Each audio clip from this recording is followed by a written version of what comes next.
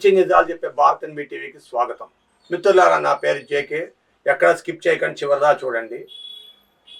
రైతులకు రుణమాఫీ కేసీసీ, ఇది కూడా చెప్పాలంటే కేంద్రం పథకం. కానీ రుణమాఫీ తీసుకొని గత ప్రభుత్వంలో చంద్రబాబు నాయుడు గారు రుణమాఫీ చేస్తామని చెప్పి సంవత్సరానికి ఇంత అని చెప్పి చేస్తూ లాస్ట్ 2 సంవత్సరాలు ఎత్తేశారు. 3 సార్లు మాత్రమే ఇచ్చారు. 5 సార్లు పెట్టి 3 సార్లే ఇచ్చారు, రుణమాఫీ చేశారు. రుణమాఫీ ₹1,00,000 సంవత్సరానికి ఇంత 20,000 ₹1,00,000 కానీ తక్కువ తీసుకున్న వాళ్ళకి కూడా 5 ఇది చేసి 5 భాగాల కింద డివైడ్ చేసి దాన్ని 3 భాగాలు ఇచ్చి 2 భాగాలు వదిలేశారు, ఇవ్వలా.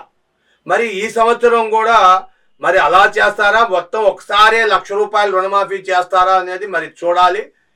అయితే రుణమాఫీ ఎంతమందికి వస్తుంది, ఏం చేస్తుందని ఎవరికి తెలియదు. రుణమాఫీ జాబితా పెడతారంట ఆ వెబ్సైట్లో. ఆ వెబ్సైట్లో మన పేర్లు వెతుక్కోవాలంట. వెతుక్కున్న వారికి, పేర్లు ఉన్న వారికి రుణమాఫీ అవుద్దంట. అలాగా. అయితే వెబ్సైట్ ఇంకా ప్రారంభించాల. వచ్చే నెలలోపు ప్రారంభిస్తారు. 30వ తారీఖు లోపు, ఈ నెల 31 లోపు ప్రారంభిస్తారు. మరి వ్యవసాయ బ్యాంకుల వాళ్ళు వీళ్ళందరేమో డబ్బులు, మీ టైం అయిపోయింది, మీ డబ్బులు కట్టండి అంటున్నారు. గతం నుండి వడ్డీలు తీసేస్తామన్నారు, వడ్డీలు తీయలేదు. రుణమాఫీలు అంటున్నారు, రుణమాఫీలు చెయ్యట్లా.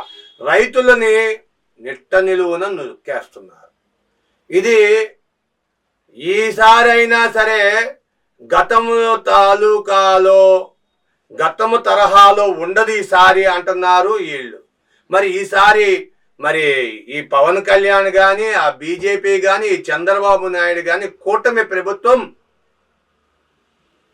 మళ్ళీ అదే తరహాలో చేస్తుందా, 2019 తరహాలో చేస్తుందా, ఈసారి కొత్తగా ఒకసారి రుణమాఫీ చేస్తుందా అనేది చూడాలి, వేచి చూడాల్సిందే.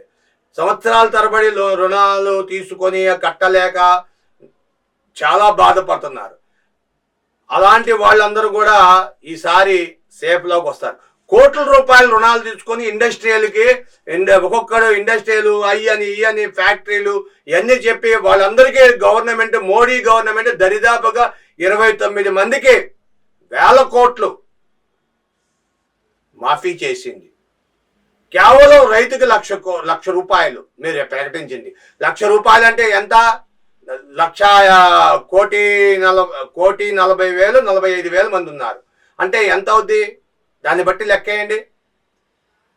అది కూడా రుణమాఫీ చెయ్యట్లా.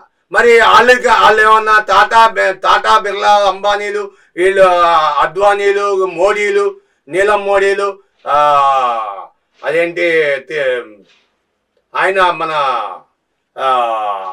అంబానీ లాగా ఆయన ఉన్నాడు కదా, కింగ్ ఫిషర్, ఆయన, వీళ్ళందరినీ అయితే మాఫీ చేస్తున్నారు. మరి రైతుకి ఎందుకు చేయట్లా మాఫీ? రైతు తిరగబడ్డా ఆర్థికంగా, రైతు ఎప్పుడు బాగున్నాడో ఆర్థికంగా దేశం అప్పుడు బాగుంటుంది.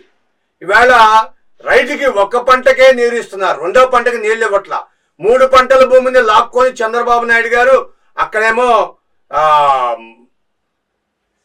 అమరావతి కడతానని చెప్పి తీసుకుంటే ఆ భూమికి దాని తాలూకా డబ్బులు ఇవ్వట్లా. ఆ రోజు అగ్రిమెంట్ ప్రకారంగా దానికి తాలూకా భూమి ఇస్తామన్నారు, డబ్బులు ఇస్తామన్నారు. సంవత్సరం అదేంటి దాన్ని సంవత్సరం ఇది ఇస్తామన్నారు. పంట వచ్చినట్టుగా సంవత్సరం దానికి డబ్బులు ఇస్తామన్నారు. అవి కూడా ఇవ్వట్లేదు. కవులు ఇస్తామన్నారు సంవత్సరం, ఆ కవులు రావట్లా. దరిదాపుగా 5 సంవత్సరాలు పాటు అమరావతి రైతులు నడి రోడ్డు మీద రోజు నిరాహార దీక్ష చేశారు. ఒంటిపూట భోంచేసి రాత్రి పగలంతా ఉదయం నుండి ఎంగిలి నోటితో వచ్చి సాయంత్రం వరకు కూడా అలాగే నిరాహార దీక్ష చేశారు. ఎలాగైతే రంజాన్ పండుగలో ముస్లింలు చేస్తారో అదే తరహాలో క్రైస్తవులు చేస్తారు ఈస్టర్ పండగకి. అలాగా వీళ్ళు పగలంతా నిరాహార దీక్ష చేసి భోజనం లేకుండా నైట్ మాత్రమే భోజనం చేసేవారు. అంత బాధపడ్డారు. ఆఖరికి కౌలు రైతులు కానీ వాళ్ళు అమరావతి రైతులు కానీ విజయం సాధించారు, ప్రభుత్వాన్ని పడేశారు. అటు నిండే వెళ్ళేవాడు రోజు జగన్మోహన్ రెడ్డి అసెంబ్లీకి, కానీ ఒక్క రోజు కూడా వాళ్ళ పలకరీల. అంతమంది మినిస్టర్లు రోజు వెళ్ళేవారు, ఒక్క మినిస్టర్ కూడా రైతును ఆపి పరామర్శించిన లేరు. అన్ని అల్లర్లు చేసి అన్ని పాదయాత్రలు చేసిన. కాబట్టి రైతే దేశానికి ఎన్నెముక. రైతుకి రెండు పంటలకు నీళ్లు ఇవ్వాలి అని రైతులు కోరుతున్నారు. Thank you for watching our channel. దయచేసి మీ విలువైన కామెంట్లు తెలియజేయండి, లైక్ చేయండి, షేర్ చేయండి. Thank you for each and every one. Comment చేసిన ప్రతి ఒక్కరికి ధన్యవాదాలు.